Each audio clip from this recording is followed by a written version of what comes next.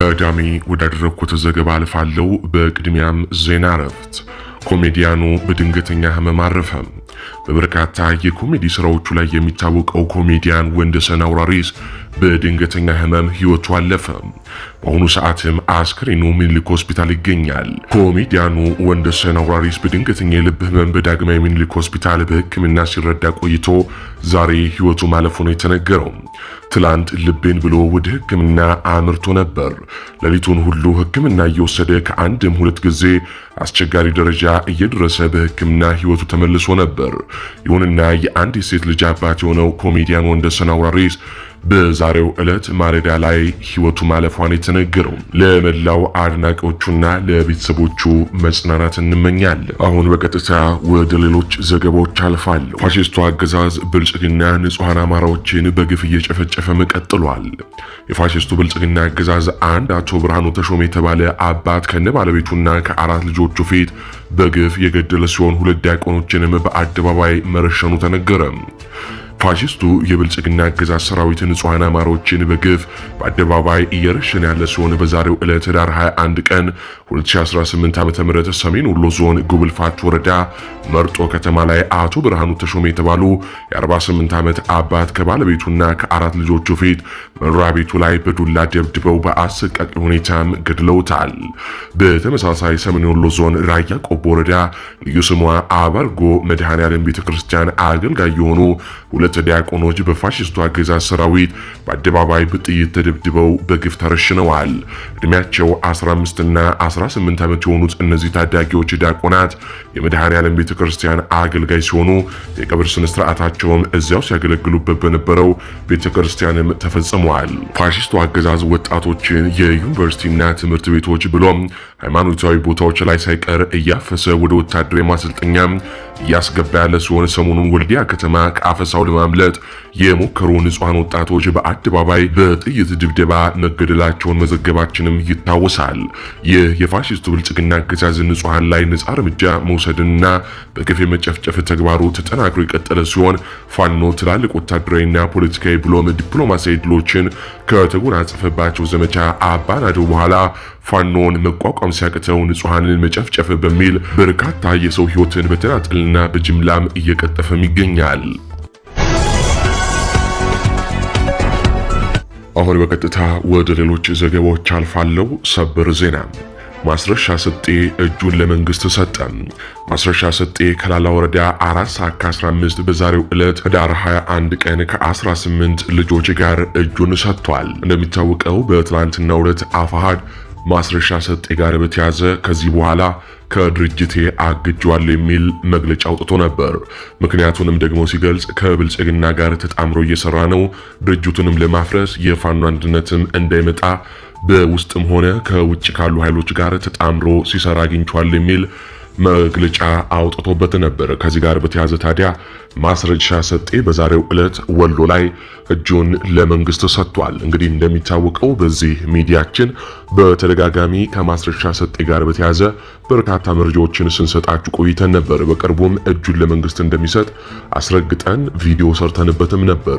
ወደኋላ መለስ ብላችሁ ቪዲዮቻችንን መመልከት ትችላላችሁ። እንግዲህ በተደጋጋሚ ከዚህ ቀደም ጉዳዩን ብንናገርም በተለይ አፋሃድ ላይ ሰሚ አላገኘንም ነበር። ነገር ግን ባለቀ ሰዓት አሁን አፋሃድ ጉዳዩን በመረዳቱና በትላንትናው ዕለት ማስረሻ ሰጤ ላይ መረጃውን በማውጣት እንዲሁም ደግሞ ከብልጽግና ጋር እየሰራ መሆኑን በመግለጫ በመግለጽ ከዚህ በኋላ ከድርጅቱ ማስረሻ ሰጤ የተባለን ግለሰብ ማገዱን በይፋዊ መግለጫ ማሳውቀው ነበር። እንግዲህ ይህ መግለጫ ከመሰጠቱ በንጋታው ማለት ነው ዛሬ 4 ሰዓት ከ15 ላይ ማስረሻ ሰጤ እጁን ለመንግስት ሰጥቷል ማለት ነው። ይህም በመረጃ የተደገፈ ነው። የመንግስት ኃይሎችም በምስሉ ላይ እንደምትመለከቱት የመንግስት የሚዲያ ሰራዊቶች ማለት ነው እንደምትመለከቱት ደስታቸውን እየገለጡ ነው። እነ ናትናኤል መኮንን እንዲሁም በርካታ የብልጽግና ሚዲያዎች ማስረሻ ሰጤ ስለተቀላቀላቸው ደስታቸውን እየገለጹ ነው። ነገር ግን ማስረሻ ሰጤ ቀድመንም እንደተናገርነው ከዚህ ቀደም እንደሚታወቀው አርበኛ ዘመነ ካሴን የካደ ሰው ነው። በመቀጠልም ደግሞ አሁን አፋሃድ ውስጥ ከገባ በኋላ የፋኖ አደረጃጀት አፋሃድና አፋብሃ አንድነት እንዳይፈጥሩ እጅግ መሰናክል የሆነ ሰው። ከዚህ በተጨማሪም ደግሞ እንደሚታወቀው ቀደም ብለንም ሰፊ ዘገባ ሰርተንበት ነበር። ፋኖ በወሎ ያገኘውን ድል በተለይ በዘመቻ አባናዶ የተገኘውን ድል ልክ እንደ መንግስት መግለጫ የመከላከያ ዩኒፎርም ለብሶ ከህወሓት ጋር እንዲሁም ከሻቢያ ጋር ተባብረው ያመጡት ነው ድሉን ያመጡት ነው ብሎ የፋኖን ድል የወሎ ፋኖን ድል ለማጣጣል ሲሞክር የነበረ እጅግ በጣም አስቸጋሪ ሰው በተለይ በፋኖ አንድነት ዙሪያ አስቸጋሪ የነበረ ሰው ነውና አሁን ላይ እውነቱ ወጥቶ የኛ ሚዲያ ብዙ ስራዎችን ለማጋለጥ የሰራው ስራዎች ፍሬ አፍርተው በመጨረሻም መልኩ በመገለጡ እጅግ ደስተኞች ነን። ከዚህ ጋር በተያያዘ ፋኖ እንዲሁም የፋኖ አመራር ፋኖ ሙላቴ ሲሳይ ማለት ነው ከማስረሻ ሰጤ ጋር በተያያዘ ይህንን ጽሁፍ ለአድማጭ ተመልካቾች አድርሱልኝ በማለት በውስጥ የላከልልን ጽሁፍ እናንብብላችሁ።